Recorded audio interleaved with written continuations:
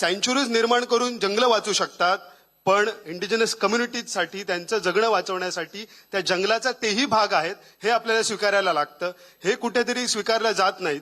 त्याच्यामुळे एकीकडे आपण पर्यावरण प्रेम म्हणतो, निसर्ग प्रेम म्हणतो, त्यावेळेस निसर्गातला माणूस हा एक घटक आहे हे कुठेतरी जेव्हा मला समजायला लागलं त्यावेळेस मला माझ्यातला रान माणूस जागा व्हायला लागला. कारण मला नेहमी असं वाटतं की मी हे एक माझी आयडेंटिटी म्हणून जेव्हा मी सांगतो रान माणूस म्हणून, तर कसं असतं की ज्यावेळेस शहरं उभी राहतात, आता पणजी हे एक गोव्याच्या भूमीतलं शहर आहे, तर इथे कुठे आपल्याला आयडेंटिटी दिसते का इथल्या इंडिजिनस कम्युनिटीची?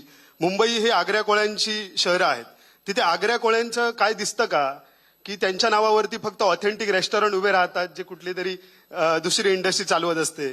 तर मला असं वाटतं की इथे जे काही आपण आपल्या डोळ्यासमोर जे चित्र उभं केलं जातं, म्हणजे काही दिवसांनी पुण्याच्या जवळ कोकण नावाचं एक म्युझियम उभं राहील आणि त्याच्यामध्ये सगळ्या इंडिजिनस कम्युनिटी ठेवलेल्या असतील आणि आपण त्याला कोकण काहीतरी म्हणू, प्राचीन कोकण वगैरे काहीतरी. पण जे ऑलरेडी आहे, जे जगतात लोक, त्या जगणाऱ्या लोकांचं जगणं वाचवणं ही प्रेरणा कुठेतरी मला असं वाटतं की माझ्यात जिवंत आहे, म्हणून मी हे काम करतो.